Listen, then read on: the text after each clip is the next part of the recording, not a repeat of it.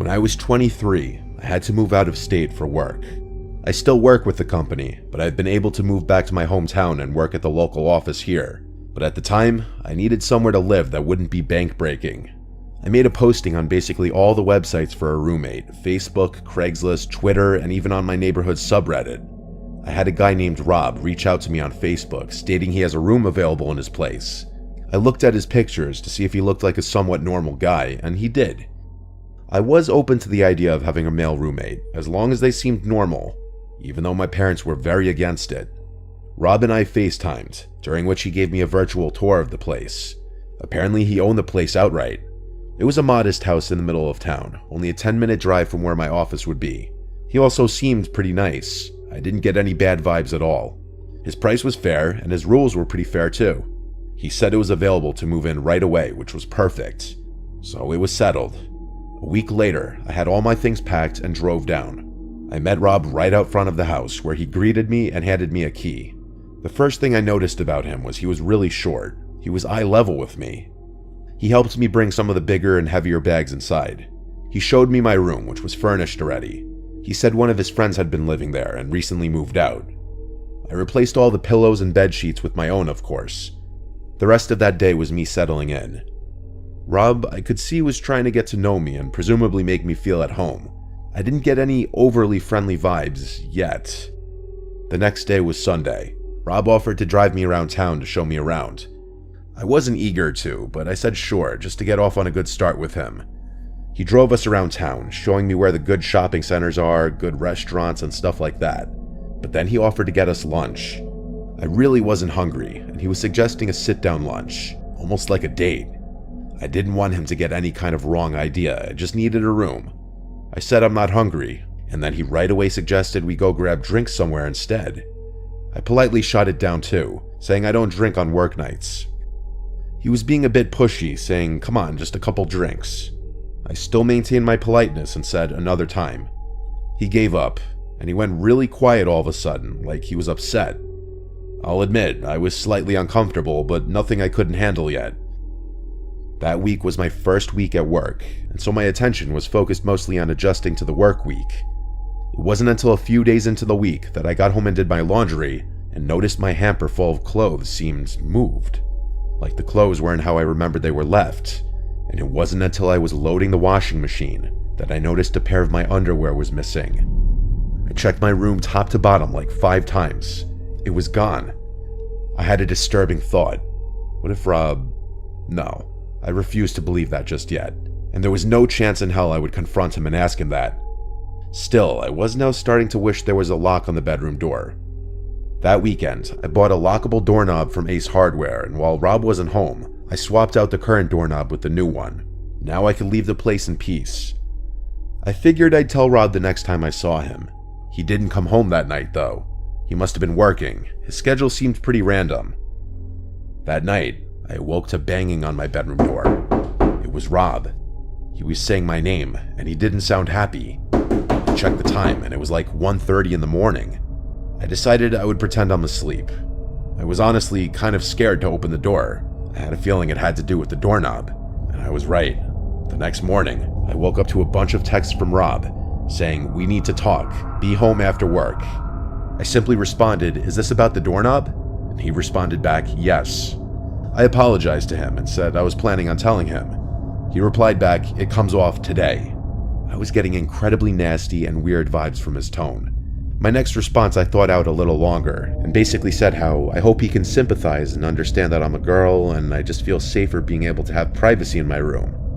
He responded a little nicer this time, but he still basically said no to my request and that the old doorknob needs to go back on.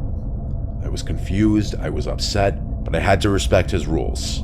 I did also install it without telling him, so I felt like he had a right to be kind of mad. But how did he know I changed it? It's not like I had the old doorknob sitting out in the open. The idea that he tried coming into my room that night kind of scared me. I changed the doorknob back the next day and returned to Ace. This is where things went really downhill though. There was a knock at the door one day when Rob wasn't home. It was a girl around my age. She asked me if I was living here with Rob, and I said yes.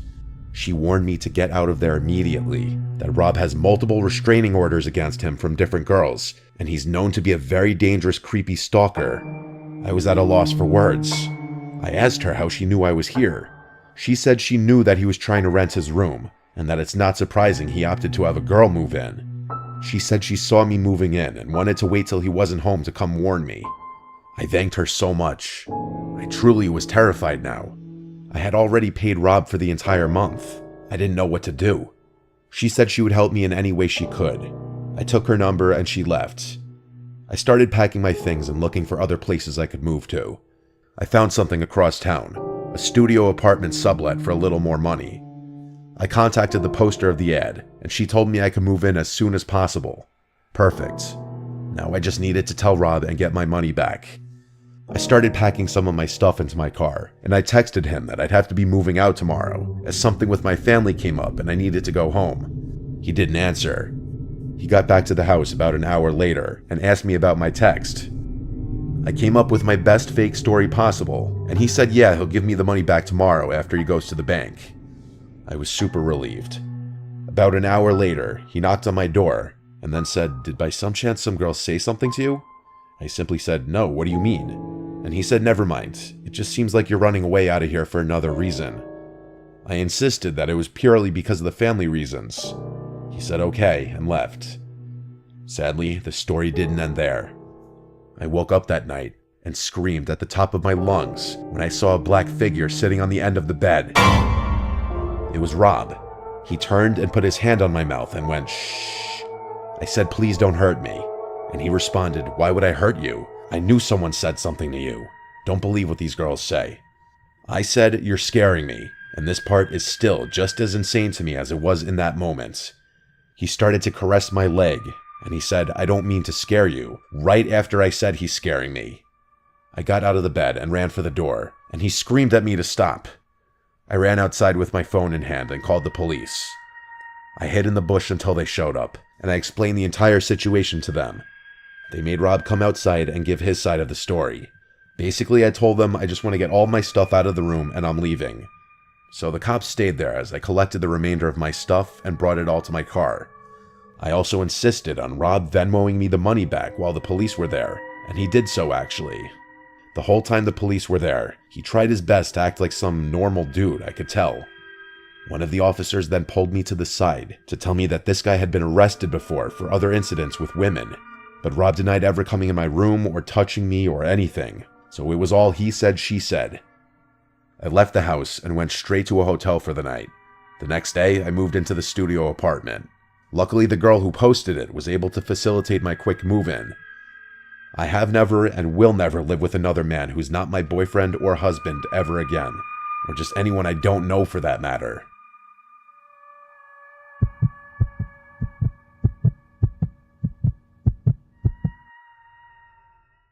I'll be honest with you, I've probably spent more time chasing women than I'd like to admit. I've had to tone it down a lot since college, partly because of what I'm about to tell you. I went to school in California, and while I haven't been back in a while, when I was there, the culture was very open. And when I say open, I mean sexual. This honestly could have been true for other colleges in other states at the time, but I really wouldn't know. It was my sophomore year, and I had just finished pledging the fraternity Pike. About halfway through the semester, though, I was getting sick of only talking to sorority girls that seemed to know half the guys in every frat. It was honestly a little gross, and I started developing a fear that every girl I was interested in had been with several people I personally knew. I tried my luck and created a Tinder profile. It wasn't long before I matched with someone whose interests seemed to match mine. We started talking, and things were going well. After a few days, we made plans to meet up at a local college bar called Tap House on a Saturday night. This was actually my favorite bar in the area because it had pool tables and I had been clearing racks since I was 10 years old. I remember getting there a little early so I could secure a table and warm my muscles up a bit. An hour passed though, and I came to terms with the fact that I had probably been stood up. I was trying to decide whether I should salvage the night or just go home and play online chess when I got a notification. To my surprise, it was Yamel, the girl I was waiting on, telling me she had just arrived. I greeted her, and she apologized for being late. We got some drinks, played some pool, and got to know each other. She was Latina and a heavy drinker, so I got plastered just trying to keep up. At one point, she asked for my Instagram, which I gave to her. 10 seconds later, I found myself staring at a collection of explicit photos she had just sent me. I was confused, but in my drunken state, I wasn't going to complain. Before I could even respond, she told me, "Your turn," which I figured could only mean one thing. Honestly, if I hadn't been so drunk, I probably would have questioned why we were sending pictures to each other when we were literally 5 feet apart, but I didn't have the foresight. I complied with her request. We laughed about the whole thing, and that was that. A few hours later, things at the bar were starting to wind down. I was planning on inviting her to my place, but she beat me to it, asking if I could spend the night at hers. I agreed, and we left the bar. I couldn't even walk in a straight line. It was honestly embarrassing. We Ubered to her apartment, which was actually in Oakland, something I hadn't realized before. Honestly, red flags should have been going off in my brain the moment we crossed into Oakland. She unlocked the door of her apartment and stepped aside so I could go first. I took a few steps inside and heard the door shut behind me. It was pitch black in there. As I was turning around to ask her to flip some lights on, the room lit up. To my horror, I wasn't facing a harmless 5'2" girl anymore. Instead, 2 massive bald dudes with tank tops were standing in front of the door with their hands clasped. I turned around, and there was another white bald dude in front of me. I wish I could tell you more about the room I was in, but it was honestly difficult for me to recall small details of that night. I couldn't fight or flee, so I just froze. The guy in front of me began telling me my own name, birthday, and age. He then went on to say that the girl I had just gone out with was 17, meaning I had received and sent explicit pictures to a minor. He then suggested that I do what I was told, which I did. The 2 guys behind me confiscated my phone, wallet, and keys, all of which I gave up without a fight. I asked the guy in front of me what he wanted, and he basically told me that he was a major distributor of illicit substances in Northern California. He told me that I'd be outed as a pedophile if I didn't distribute his product to my fraternity and university. I wish I could remember more specifics. The 2 men behind me then gave me a piece of paper and told me to write down my address, followed by a list of names and numbers for as many students as I knew. I told them that I'd need my phone to complete the list, so one of them held it firmly in front of me and let me scroll through. All 3 of them were hovering over me now, knowing I was basically checkmated. I don't know what compelled me to do it, but the literal second I saw a chance, I ran. I was too drunk to think about the consequences of those pictures on my phone. I narrowly escaped out the door I had entered from and ran as fast as I possibly could. It's not like I was safe though. I was still smack dab in one of the most dangerous places in America. Eventually, I found a nice looking house and begged them to open up. I pleaded with them to let me use their phone and call 911, and then I told the police everything. But of course, I didn't remember the address of that girl's apartment. An officer picked me up and took down a report before asking me if I would be okay leading them back to that apartment. I was actually able to retrace the way I had run, and I waited in one of the squad cars as the police barged in. After a few minutes, an officer told me that the place was completely deserted and there were not any signs that people had even been there. In the following weeks, the police actually took my report seriously and launched a full-scale investigation. They concluded that it was probably gang-related, but were never able to arrest anyone. That was years ago. I bet this incident has been swept under the rug of Oakland's rampant crime and drug-related activity. In all honesty, what happened to me all those years ago is probably nowhere near the top of the list when it comes to that godforsaken place.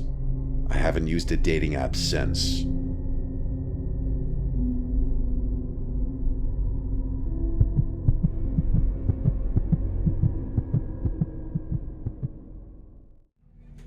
Breakups are tough, even when you know they're for the best. I'd been trying to keep myself together after splitting up with my boyfriend of 2.5 years. I don't really want to get into it. It wasn't messy or dramatic. We just weren't right for each other anymore, but that didn't make it any easier. Some days, it felt like everything reminded me of him. I'd been forcing myself to stick to no contact, telling myself that it was the healthiest way for both of us to move on. It was hard though, really hard. One of the things I missed most about us was playing pool together. It was our thing. I'm a pretty decent player, definitely better than average, but my ex, he was incredible on his good days. He could pull off trick shots like it was nothing. One rail, two rail banks, kicks, combinations. I'm pretty sure he was even learning a standard mass. We each had pool tables at home, but obviously we're young, and staying inside every night wasn't exactly ideal. When we did go out, we always made sure that wherever we were going, usually a bar, had some pool tables. We hated crowded bars with long waits for tables and screaming patrons though, so the places we went were quieter, usually attracting an older crowd. Dive bars with old, scuffed tables and sticky floors were our sweet spot. Obviously, you can't expect to find a regulation table in pristine condition at any bar, but the dive bars were definitely a better shout than rowdy college bars. We were usually the youngest people there, but we didn't care. At that point in our relationship, we had grown somewhat bored of the typical college, let's get plastered every night mentality. Plus, even though I'm kind of shy, my ex was pretty charismatic and would get along with anyone. Us not being total newbies at pool didn't hurt either.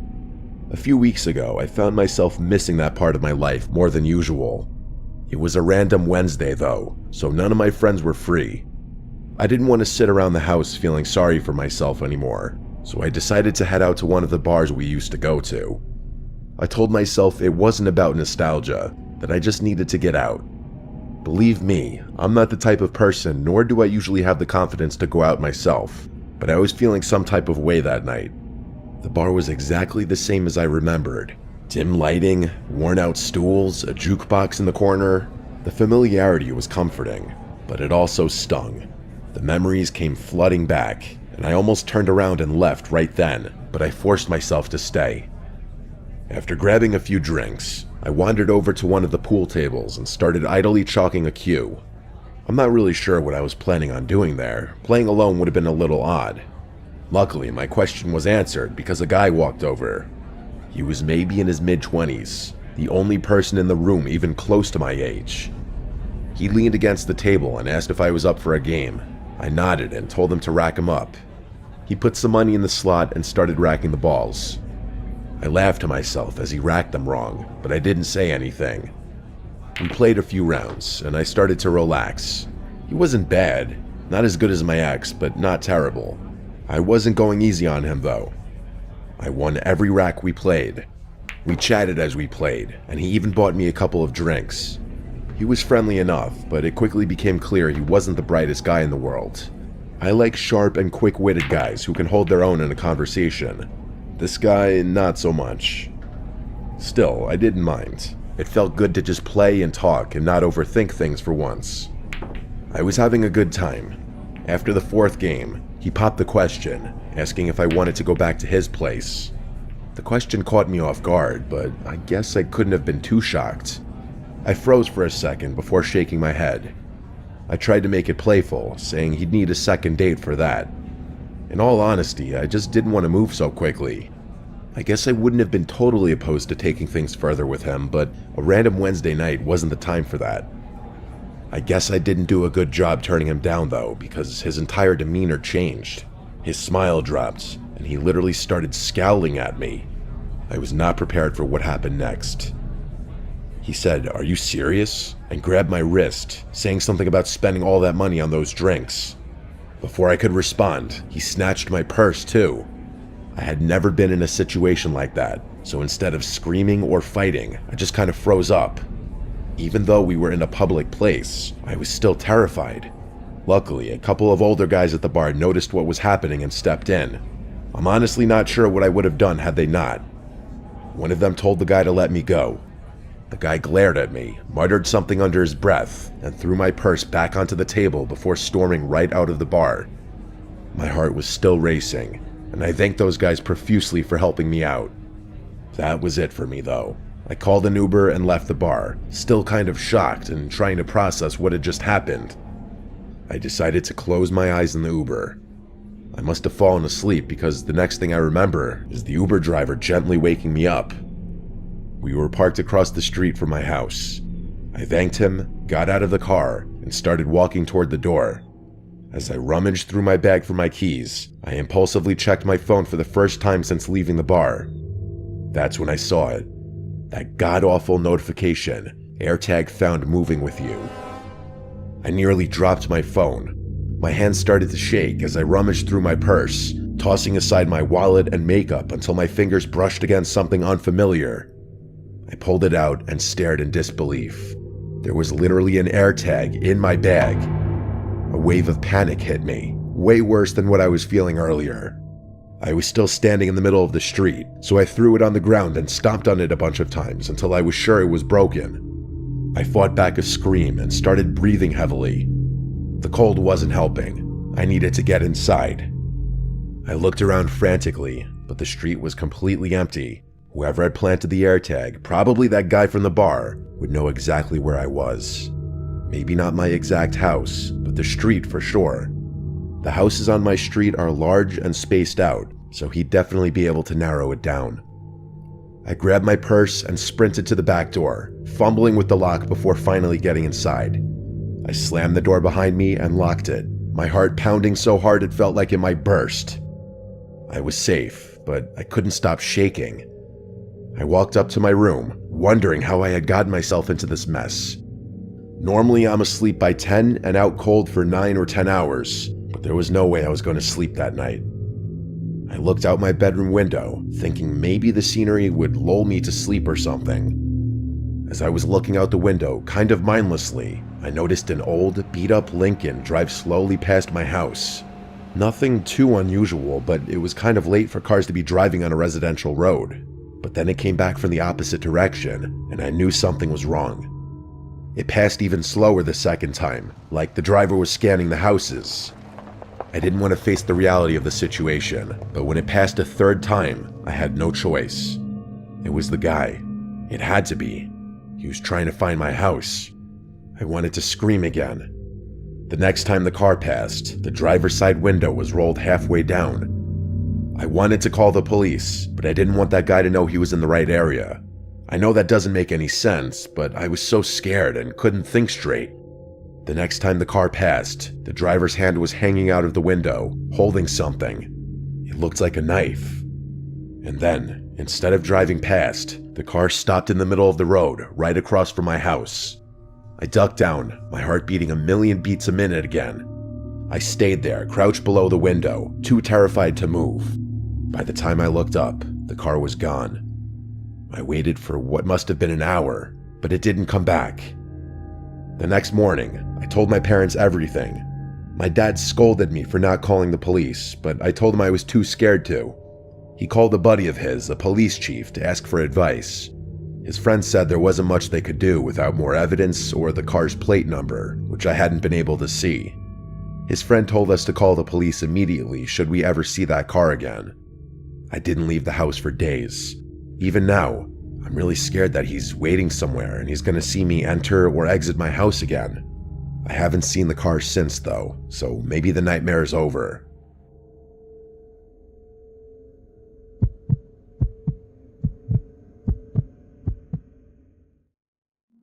My family has a little vacation home in Colorado. My parents are avid skiers, which was the motivating factor behind that purchase. The home has been in the family since before I was born. It's definitely showing its age in a lot of ways, but it's also like 40 years old. It's not going to look new. My dad's had to do a lot of upkeep on the place over the years. It's still in our family today, and it's really on its way out at this point. My dad talks about knocking it down and putting up a new place, but I don't really get involved in his decision. This story takes place like 15 years ago when I was 8 and my brother was 11. We were up in Colorado during a blizzard. The snowfall was insane, and of course, my brother and I had to go out and play in it. The great thing about going up there when we were kids was the sheer amount of space. The property has a huge opening with woods surrounding in all directions. There's a dead-end road that goes downhill which leads to a few more, almost equally big properties. It's the perfect layout for hide-and-seek or snowball fights or any number of games like that. My brother Josh and I went out in our snow gear to play our snowball fight game with our own little custom rules. Basically, we'd set up 2 forts. We could pick our forts to be anywhere, but we had to tell each other where we were picking. We would then make one giant snowball as the so-called jewel that we'd have to successfully steal from the other base and bring back to ours. Josh chose to make his base on the nearest neighboring property. There was almost never a car, like 9 times out of 10 that we'd go there, so we'd often play games on their property too since they were never there. What we'd do is build little walls to emulate a fort, and then put the big snowball behind the walls. So to get to each other's bases in this game, we could either cut through the woods or take the road up or down to get to the opposite fort. Once Josh ran down the road and disappeared, I was supposed to wait for him to blow the whistle to signal that the game began. I waited for a while, like a long while, over 5 minutes. He had already set up his fort by then, so all he had to do was get back down there and blow the whistle.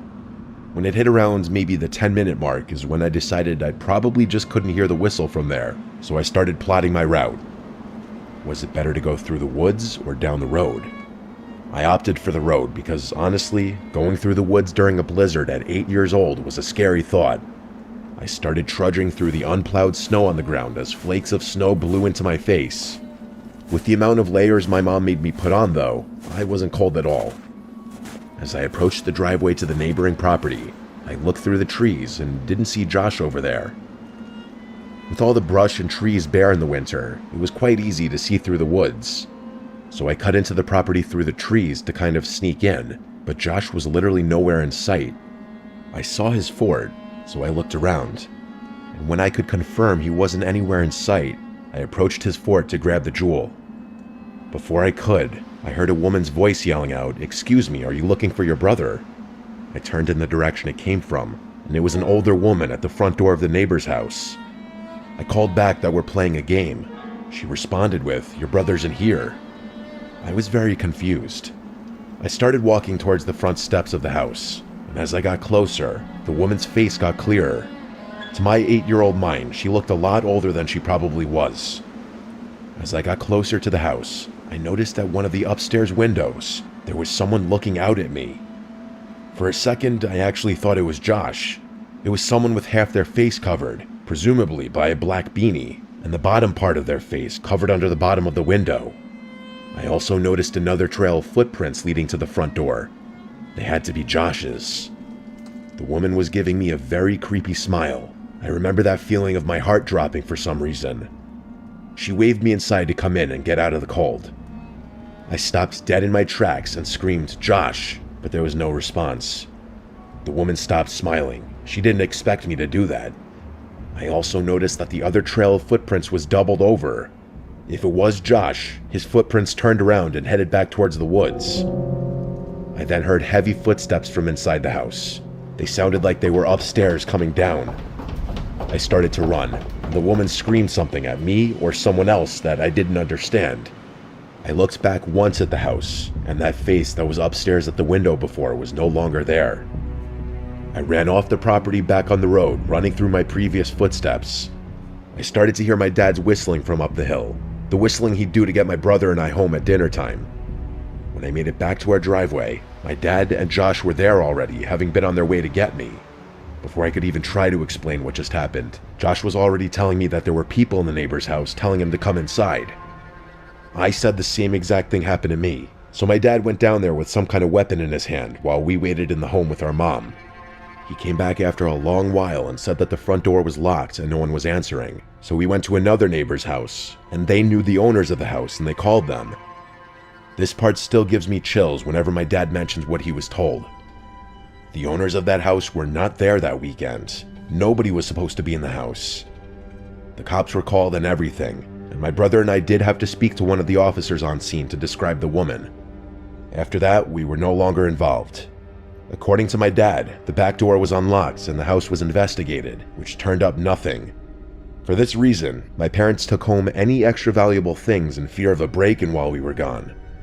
After that day, we steered clear of playing on that property just from the creepiness factor of that memory alone. Thank God we didn't go in that house.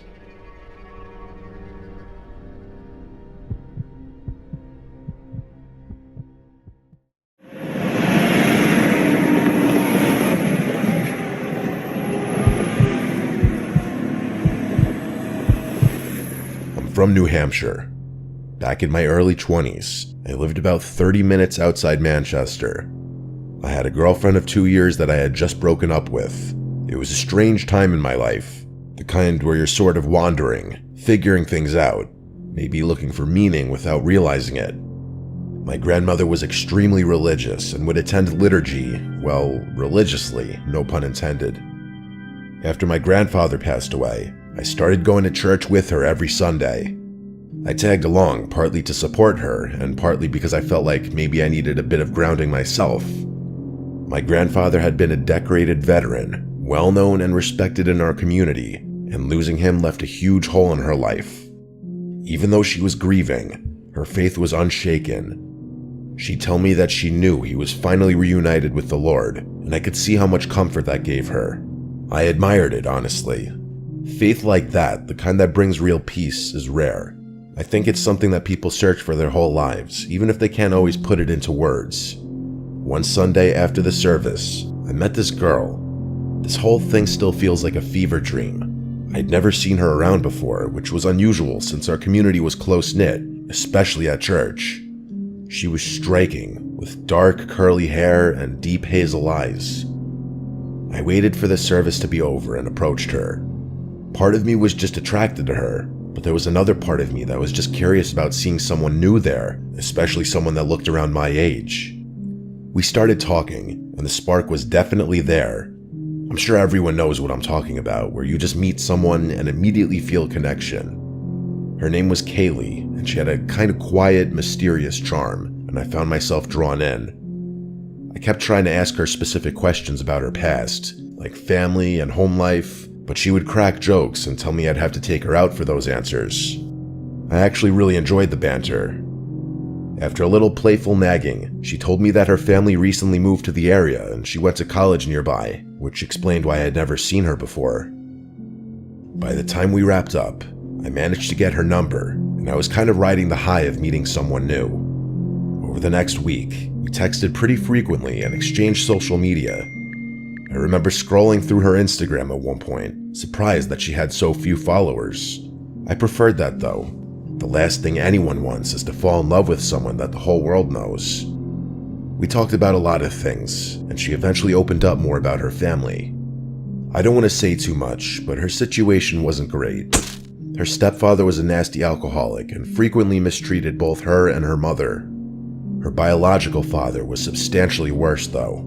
She wouldn't give me specific details, but apparently they had to move to get away from him. She transferred schools and everything, leaving everyone and everything she had known behind. I didn't want to overstep and ask her about her father. I was just glad she was opening up to me. As much as I loved the calculated mystique, it was nice to get to know her on a more personal level. I neglected to coordinate a date with her just yet because I figured I'd see her at church. The following Sunday, she was there again. I took it as a sign and asked her on a date after the service. She didn't hesitate. She just smiled and said yes, and we made plans to meet up later that week. I spent the rest of the week thinking about her, nervous about our first date. When the night finally came, we kept things simple. We saw a movie and grabbed a bite to eat, nothing fancy, just an easy night where we can talk and get to know each other even more. I honestly thought it was going really well.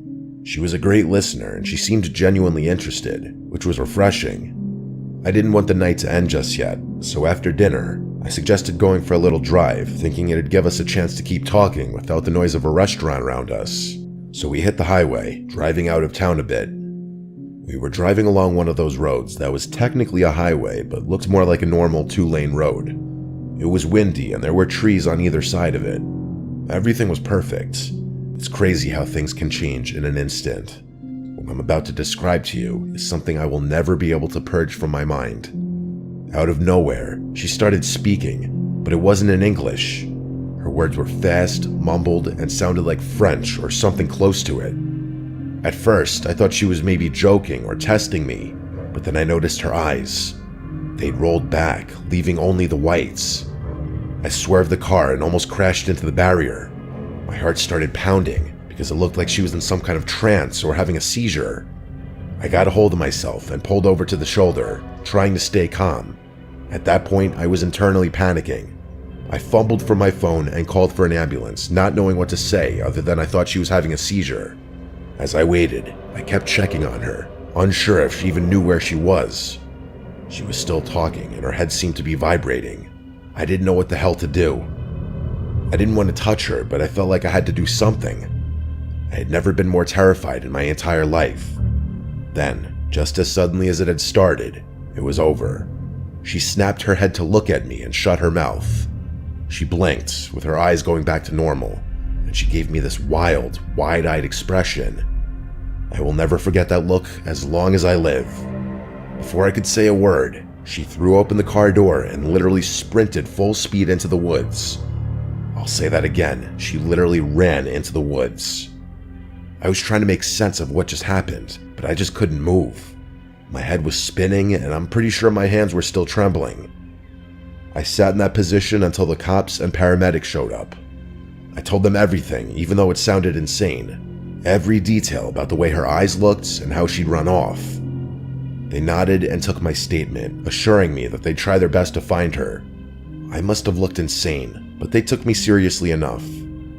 After that night, though, she was gone. I never saw her again. I looked for her at church, but she never showed up. Her Instagram was deleted, and she had apparently blocked my number. It was worse than that. I got a friend to text her number, and it apparently had been erased. No amount of internet stalking ever turned anything up. I even asked people at the church if they knew her, but no one did. I don't know what happened to her, and I'm not sure I'll ever know. I don't live there anymore, and my memory of home is kind of messed up because of this incident.